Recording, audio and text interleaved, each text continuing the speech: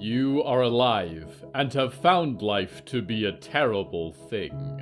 You are a seething rot, a boiling torment, a writhing storm. You were once so small, the flesh of a fingertip, a collection of cells, but these waters feed you and sustain you, and write a command across your skin. Grow. And you have grown, and it fills you with fear. Have you risen too quickly, expanded your horizons before you were ready? What is it to be alive, and to be so great that you blanket the sea floor or soar in the currents of the world? Glory and secrets are your domain and your thoughts, and you are pulled ever farther apart by the darkness. You have only to touch those you meet, and they become a part of you, a boundary erased between your past and present selves. Deep beneath you is your home, your sole companion, a heart whose beating fills the waters with music like whale song, illuminates green stars in the ocean above, and sings hello from the Hallowoods.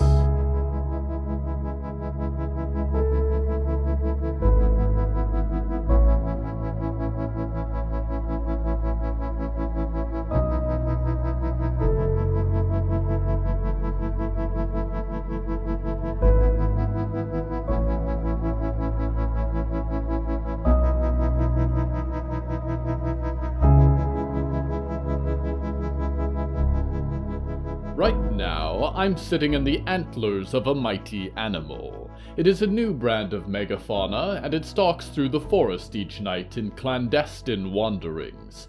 Perhaps even the creature does not know what compels it to walk amongst these dark pines, with only the call of the unfeeling winds and the far-off sounds of lesser life in the undergrowth. On its back, 6 students gaze up at the stars, farther away than they could possibly imagine.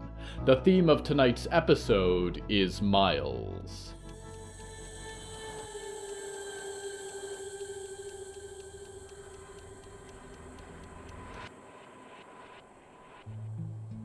Friday Resher did not consider herself lucky, although she knew improbably it was true.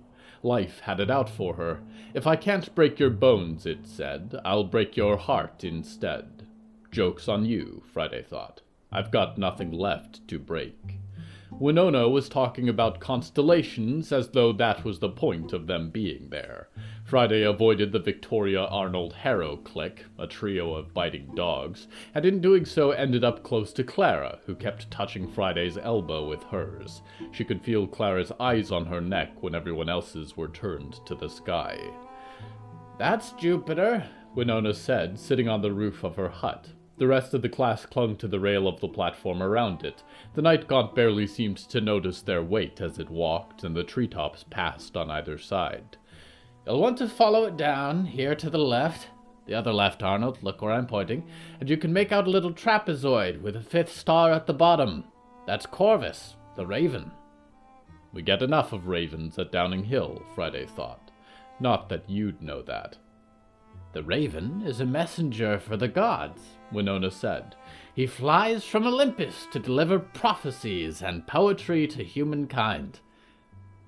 "In the stories I've heard," Friday said, "the raven is a liar. Apollo kills him and throws his body into the void." "Do you find that story comforting?" Winona said, looking down at her. Friday stared back without blinking. Winona continued. "You are all little ravens too, from what I gather, and you've been given wings from Olympus." "Do you have a covenant, Miss Winona?" Arnold piped up from the other side of the platform. "Is that what you call it?" Winona said. "A bit austere." "Just covenant blood, technically," Victoria said. "Our ancestors would have made covenants." "They were passed down to us," Harrow added. Like most curses, Friday thought. She reached a hand inside her coat to pet Edgar. The spider's bristles were soft against her fingers, and he enjoyed the darkness. "I thought this trip would be about learning that kind of stuff," Arnold said. "Not hiking and knots and stars." "With tests," Harrow whispered. "I'm glad there haven't been any tests." "Winona is the instructor," Victoria said. It's part of the course. Right, Miss Winona? What are we doing this next week? Clara asked from beside Friday. Life is a test, Winona said, passing a hand over the group as if to cleanse them of questions. These special talents of yours, what are they? The other four were quiet for a change, and Friday smirked. Are we feeling shy? Winona said. They didn't tell you? Said Clara. At the library? I need to hear it from you, Winona said. It's time to get these things on the table if we're going to work through them. Arnold, you first. Arnold gulped and looked around and wiped his hands on his pants. Why me? Because I said so, Winona said. It's nothing, Arnold said. I doubt that very much, Winona said, leaning over the edge of her hut, legs crossed.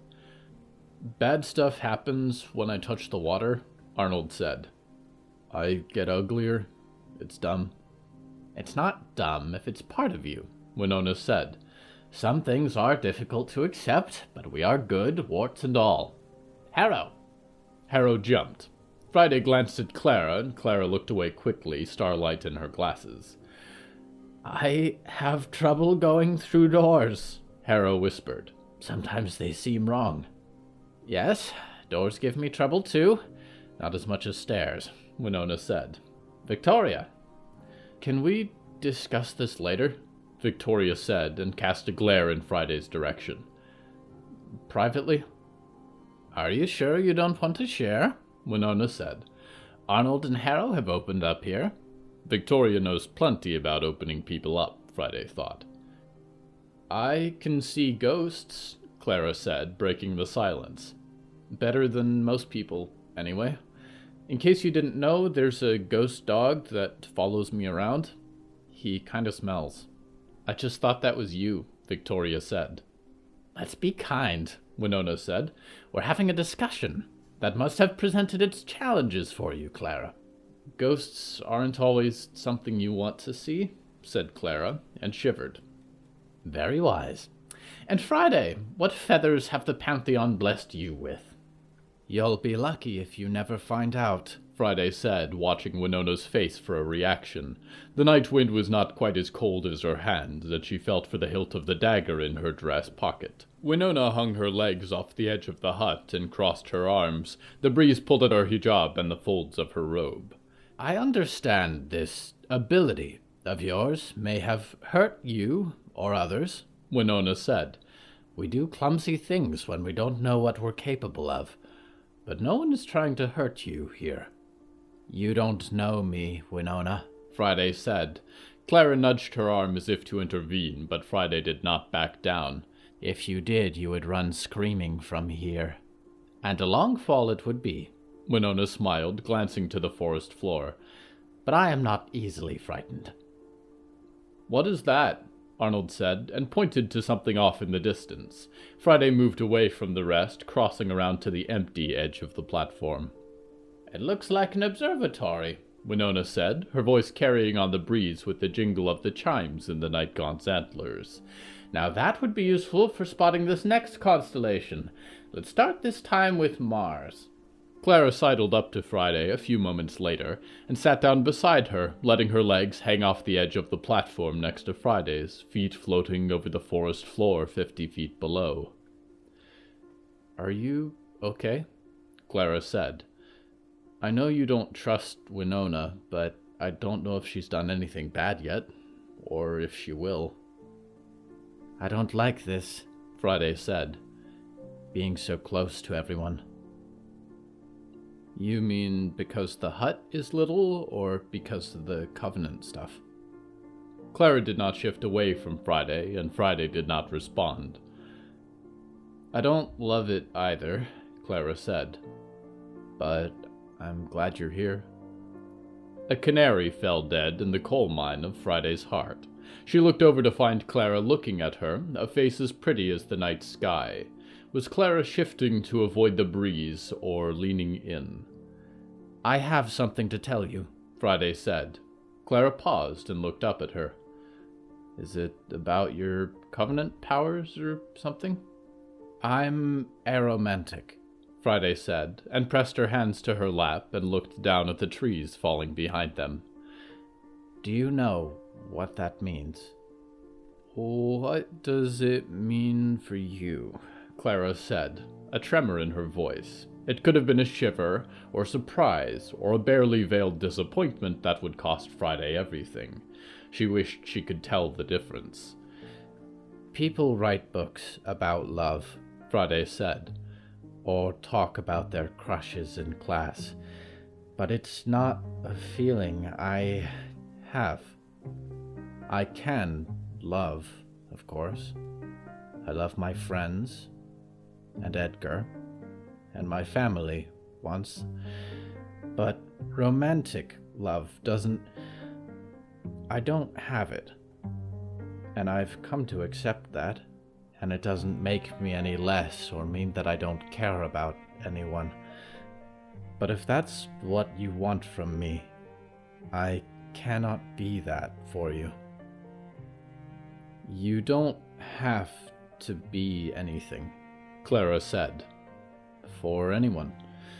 I don't want anything from you. I just like being around you. I've not found that to be true for many people, Friday said. It's true for me, Clara said. Thank you for letting me be your friend. You don't want to be my friend either, Friday said, and hated her words, and held the handle of her knife tightly. You should run 1,000 miles away, Clara. I'm not joking. I carry a knife with me, and it eats my power, stops it from hurting people. That was my gift from Downing Hill. One day it will break like a hematite ring, and everyone around me is going to get hurt. Friday, Clara said, and set her hand on Friday's clenched fists. I know, said Clara. And I'm staying. I don't care about being unlucky. We'll handle it if that happens. That's what friends are for. Friday held Clara's hand in hers and watched the stars drift 1,000,000 miles above them, and almost smiled as Winona's lectures carried into the night wind.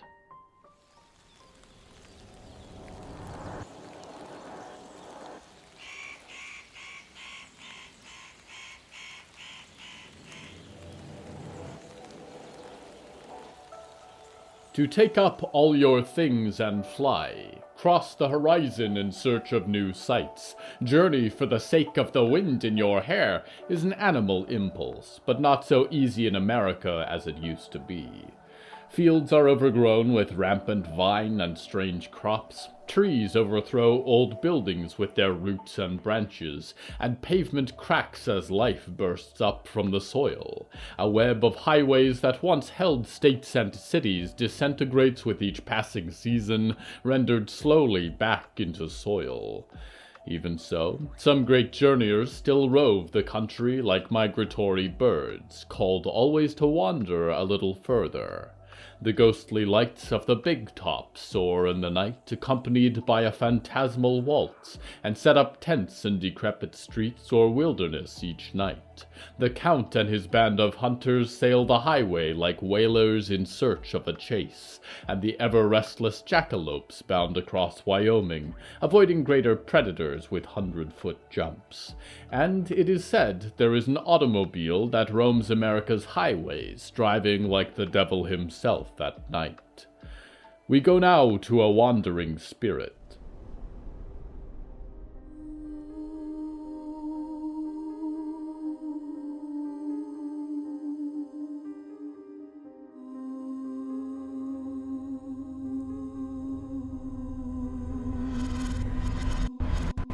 Percy had once lamented that he was never going to leave Huntsville, Alabama, and in a way he supposed he hadn't. Even so, as a soul and a single chip of bone, it was strange to return to a hometown that felt so little like home. It had changed in his absence, and the highway signs were concealed in thickets of dark trees as they approached, a far cry from the flat horizons of his memory. This sounds like a place where they'd hunt you for sport, Riot said, and the miles seemed to weigh on her humor. I grew up here as a queer kid, Percy said, and tried to make himself as visible as he could. That was pretty much how it went. Oh, geez. Does that mean your parents and everything were here? Riot said, looking up to the road ahead of them. If you'd rather not stay in the town where you got murdered, I'll ask Ray to keep driving. The fact that she remembered his life story would go to the effort sent a brightness through him. It's okay, Percy sighed. It was a long time ago. I am interested to see this place, Diggory said. They had been huddled in their spiked leather jacket most of the day. Whatever they had seen in the early hours of the morning had spooked them. If to picture the city better when you speak of it. Are we there yet? Olivier said from the back table of the RV. He had his finger pressed to the glass, and in the distance a small wisp of cloud kept pace with the vehicle. You'll know we're there when the ride stops, Riot called back. Nice and simple. I was not exactly murdered in mine, but I know what it is like to have an unpleasant hometown, Moth said. Percy envied Moth's spooky survivor aesthetic immensely. As a living person, he would have delighted in little red glasses, or an embroidered coat, or tattoos. He was relieved to be out of the dress, at least, but his father's clothes carried a stiff legacy. Thanks, Percy said. It was possibly the first conversation Moth had started with him. Yours is Vegas, right? Moth nodded and rubbed at Moth's wrist. There were certainly fewer trees there. There weren't so many here either, Percy said. I remember Huntsville as a parking lot the size of the horizon. Something shifted in the hum of the RV. The agreeable chuckle of the engine changed into a grinding whine. An orange light flickered on in the dashboard. Is something wrong? Diggory said. Percy hovered between the seats up front and looked to Riot. Crap. I was hoping that light would stay off, Riot muttered. Hey folks, I'm gonna stop a little early. She flashed her headlights at Ray and brought the RV to a stop. Percy pushed up through the ceiling to watch a row of old box buildings grow close, overgrown with a grove of black trees. They were not the impassable pines of the Hallowoods, though, and from above he could see a silent forest and the ruins of outlet stores spread in all directions. Ray came wheeling back a few moments later, bouncing over the curb, a red convertible in the sunset. We're only a mile or two down the track from where I want to park, Ray said. There's a gas dealer hereabouts who can sell you some more good old liquid gold. The engine's making a noise like an angry baby, Riot said, climbing out of the driver's side. So I need a little bit to fix that? Maybe we can keep going in the morning?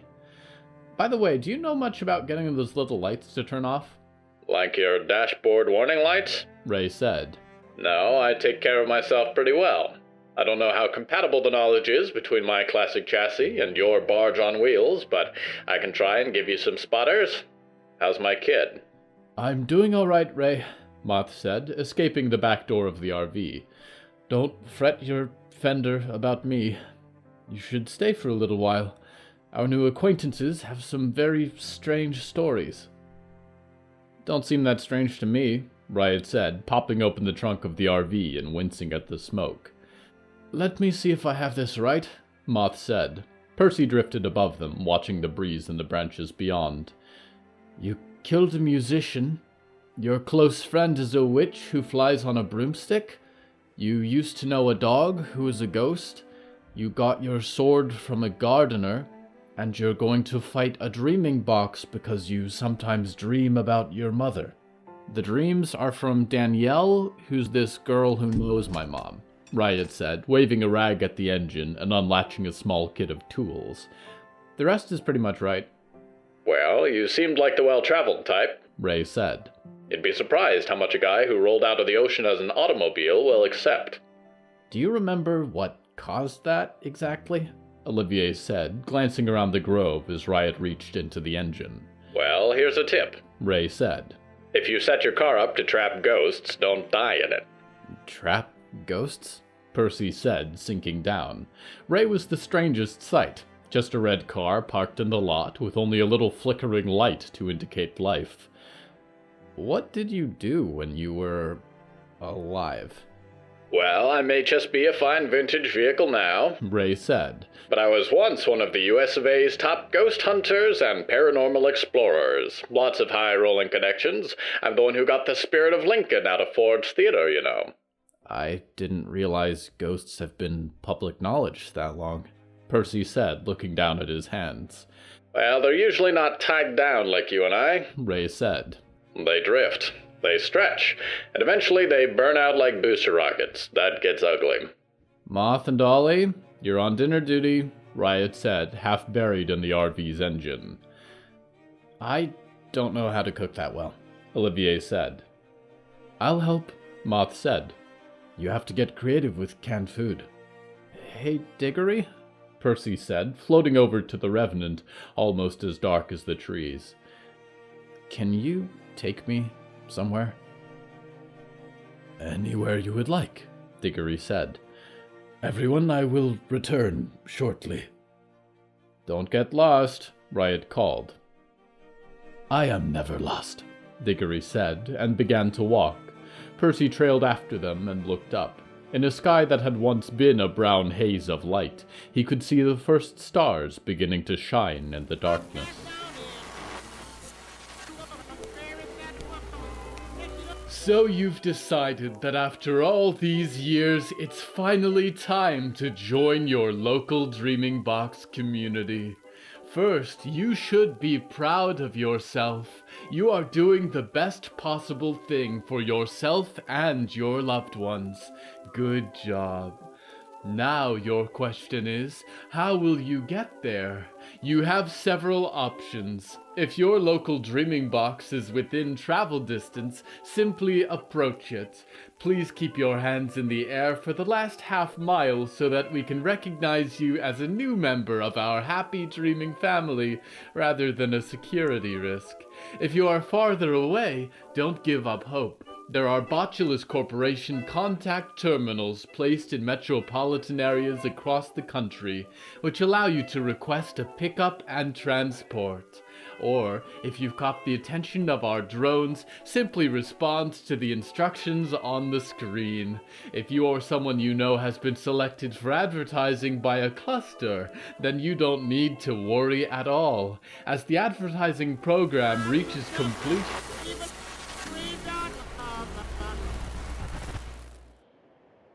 You have so few steps, dreamer. For a moment you stand upon a single pale dot of a world hovering in the face of infinity. Direct your feet or wheels or wings in whichever direction amuses you, for when you cross into the silver world of dream that the Botulus Corporation sells, you will journey no more. We return now to Percy Reed.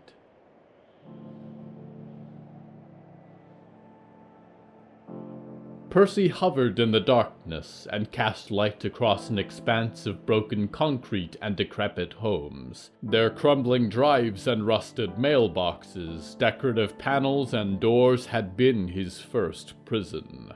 What is this place? Diggory said. That's where I used to live, Percy whispered, and raised a hand towards the narrow house in front of them, tucked neatly between two identical homes. I grew up here, Diggory, even though I wasn't even allowed to play with the neighbors' kids. That window by the garage, that was my dad's study. He'd be in there for days at a time or away with the church people. And there, Percy gestured to the other side of the house. See that window? That was my room. I could watch the sun go past that window every day, but I couldn't move or even scream. Nobody knew. And if I'd known one of the neighbors, maybe things would have been different. Diggory stood in the street and turned their wide eyes to Percy. I am so sorry for all that happens to you here.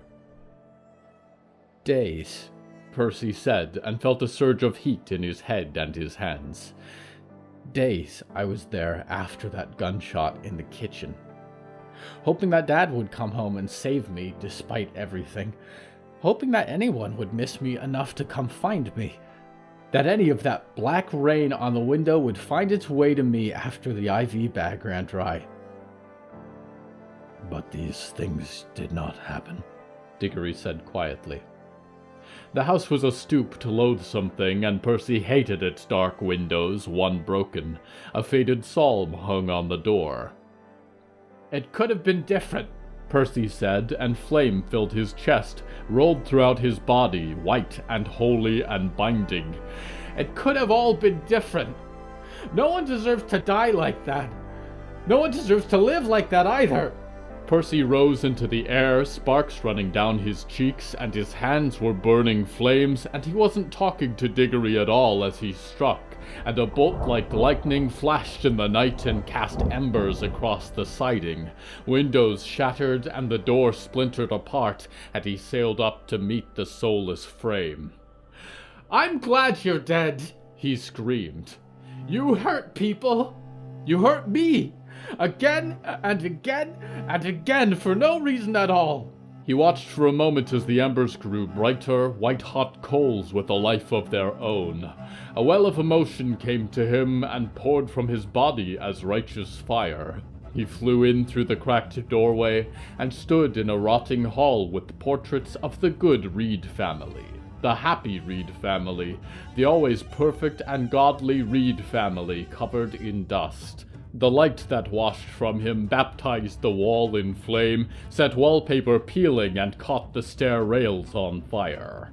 "But I still miss you," he said, looking across the frames on the walls. His father with a shorter beard, studious and severe. His mother who could never smile for photographs, and a brown-haired church girl who he had known a lifetime ago. "And it's fucked up that I miss you. But you never saw me. Not really. You had a son the whole time. I was right here. Now you'll never know who I am. You'll never see me get married or have friends or be happy." The pictures charred, points of orange light crawling across them. The fire began to consume the house of its own accord, leaping across the rafters and racing to the blood-stained kitchen, burning the crosses on the walls. "You can have this place," he said. "You live in the past now. And somehow, even though I'm not even alive, I'm going to keep going. And I'm going to have good things. I'm going to be okay. And you should know that. I'm going to be happy again. Like I should have been. Like we should have been." Percy drifted upstairs against his better judgment, following the flames. Through an open doorway he could see a bed with moldering sheets, restraints dangling from the rails, hygiene kits and supplies scattered across the floor.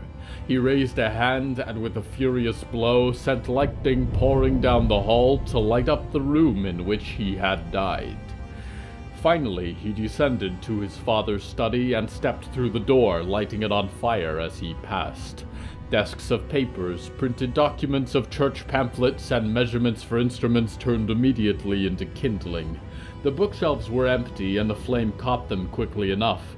Scattered across the floor on a tarp were the remains of his father's greatest finished project, scrap wood and piano wire and the intricate inner workings of the keys. On a desk on the far side, what remained of Percy's body was little more than a blackened, boneless shell. "You're dead too," Percy whispered, and let the flame consume the room, the last traces of his flesh burning into ash. "You got out. You found people who look for you. You got to speak again. Things get better. They get so much better." As the fire enveloped the room completely, turning its shadows into blinding light, Percy breathed and felt the flame ripple throughout the house. He found Diggory standing in the street outside, staring at the rising flames. "Just had some things to wrap up," Percy said. "It's all right," Diggory said, and smiled ever so slightly. "I've come to appreciate setting buildings on fire with you." The fire in his skin was fleeting, but in the moment Percy felt as real as he had when he ran along these streets decades ago. He drifted up to Diggory and put an arm around their waist and a hand in their hair, and kissed them until he faded again into pure light.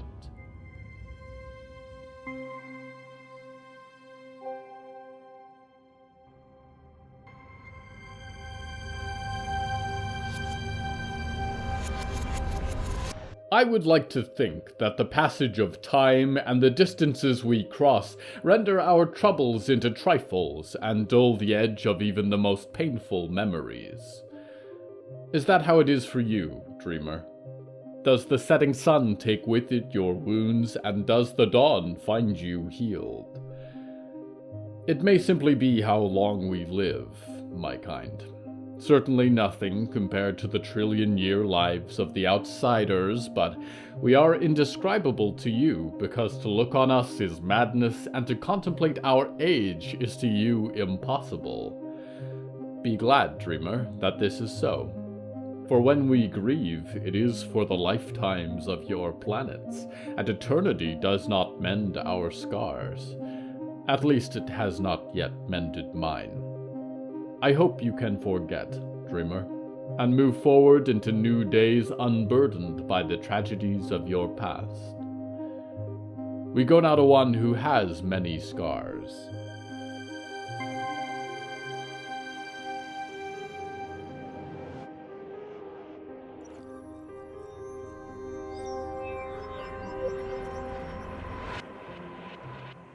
Bern did not curse or even yelp, for fear that it would startle the bees. She sucked on the cut on her thumb, and took another swing with the hammer, tapping the last nail in place. Mending a bee box wasn't the most pressing project, she knew, but she hoped one of the queens would remember it as home, and perhaps in time return to create a new hive. Somehow, with the bees taken care of, she could manage the rest of the scout post better. She tucked the hammer into her belt, and checked her work. The other boxes were still in shambles, but that could be addressed later. She sighed, and made back for the scout post. She thought for a moment that she saw movement in the trees, a large animal, but no froglins croaked or grifficaws bleated, and she hurried on with her crossbow at her side. The scout post loomed in the forest ahead of her. Home sweet home, if still beset by troubles on all sides. Sharpened pine trunks and sheet metal and a dozen other building materials bound together for a chance at a life of their choosing, a chance which was rapidly disappearing. She rounded the wall to visit the Lurch-Leg Gate, where a number of scouts were trying to piece together another barricade, but it had only taken a few of the big toads to break their last one. "Bern!" A voice called from the construction, and Bern found the grim new resident Hector looking up from the wreck. "Can I talk with you?" "I've got a minute," Bern said, ambling over. Hector squeezed through a gap in the pile of sharpened spikes and metal bands. Bern could see his big dogs watching from the other side of the gate, the very picture of the world off kilter. Hector was not a large man, nor particularly confrontational, but there was something about him Bern did not quite trust. It was hard to survive working with lone rangers. They tended to disappear when you really needed them. He had saved her life at the instrumentalist's house, though, and he'd stayed to help at the scout post, if only at Jonah's behest. "It's not gonna work," he said, wiping at his brow. "What's not going to work?" Bern said. "Waiting. For the Froglins to make the next attack. For Fort Freedom to deliver on their promises about protection." "If you've been talking with Virgil, well, running out into the woods with spears is only going to upset them," Bern said, crossing her arms. "They probably outnumber us. We have to be ready for the next attack." "They're smart animals," Hector said. "They won't come all at once. They'll pick us off one by one. We cannot let them keep the initiative here, or they will wear you down until there's nothing left. Sometimes you need to strike first and hard." "I'm not a stranger to violence," Bern said. "I've killed dead things I didn't know what they were. We did what we had to when we moved up here, same as everyone else. And you know how we handled the instrumentalist." But the point of the scout post was that we wouldn't hurt people anymore. These are not animals, Hector. They can talk in some way. I don't know how or why, but they live here. I'm not gonna wipe them out. That's not us. I'm not saying we should kill them, Hector said. Frankly, I think that would take a lot of time and manpower that we don't have. But I've been reading this Walt guy's notes, anything we've got on them, and I think they've got two things that they really care about. One's this big fish of some kind. That's the one that got Jonah. Don't know how you deal with something that size, but Jonah's a hell of a fisherman. But they've also got a queen of sorts. Like a queen bee, Bern nodded. Seems like it, Hector said.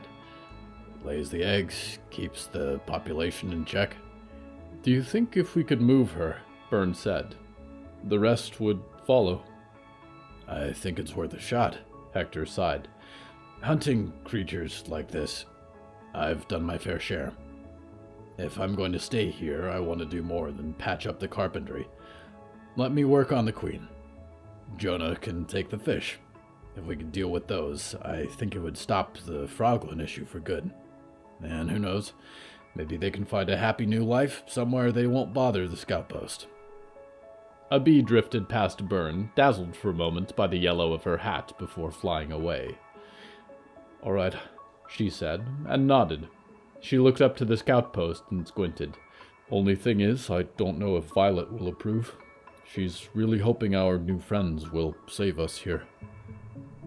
Does she have to know? Hector said, glancing up at her. Bern thought for a moment and shook her head.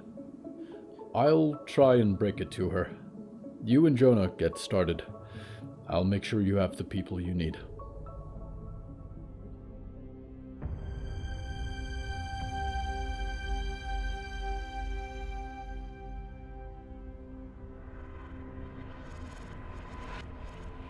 Miles. A little walk for you, a perfectly visible piece of your planet. So small, though, that as soon as you leave your world, the millions become uncountable. If you were never to die, dreamers, and could set your feet upon the void, you could walk upward from your world and into the heavens forever. Many aeons would pass without bringing you to a single star, without having changed your position in the darkness at all. The edge of the universe expands so much faster than you can run, all things growing apart inside it, and to walk for all days would bring you no closer to the end. In a sense, that is your life already, for you do walk between the stars today. You simply have the comfort of an earth beneath your feet. What will you do with your steps? Will you return to old haunts or find new ones? Will you learn from your journey or follow in the footsteps before you? I will be watching curiously each passing mile of your journey, always a little behind and to the left, hoping for a good ending. Until the last step has been taken, I am your loyal host, Nicky Nick, waiting ever longer for your return to the Hallowoods.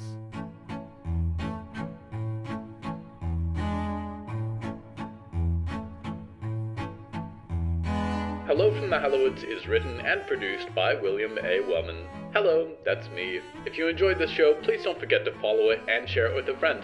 The bonus story that goes with this episode is called Connection, and is available on the show's Patreon at patreon.com/Hallowoods. Because we operate without ads or sponsors, our supporters are all that keeps the show going. Plus, supporters get weekly bonus stories, behind-the-scenes content, exclusive merch, and even more. Merchandise and episode transcripts are available at hellofromthehallowoods.com. You can even find us on social media at @thehallowoods. Music is used under license from artlist.com. Our opening theme is Forest Overture by Yehezkel Raz, and the closing theme is Farewell by Belsitzman and Matan, Ephrat. Until next time, dreamers, please be sure to count your steps. If you stop at 113, you shift into a slightly different world. Maybe you haven't noticed yet.